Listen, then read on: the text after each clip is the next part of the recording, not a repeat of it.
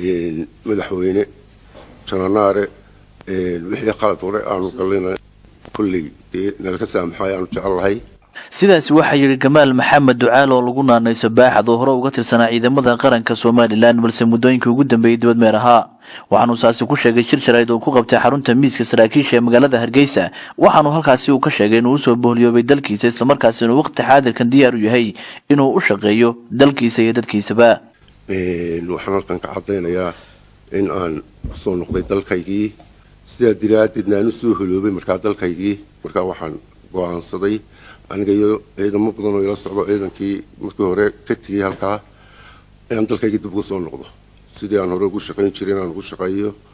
Gamaal Ducaal Maxamed ayaa soo noqoshadiisa waxa ku soobeeyay kadib markii la saxay qaladaad uu sheegay inay deegaankiisa hore uga tirsadeen xukuumaddii hore ee Soomaaliland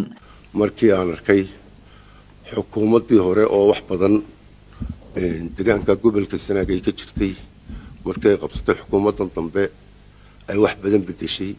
markii madaxweynaha cusub qabsaday Muuse Biixi Cabdi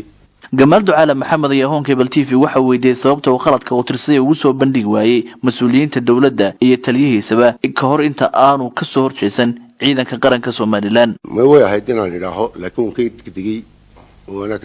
laakiin way ahayd inaan idhaaho waana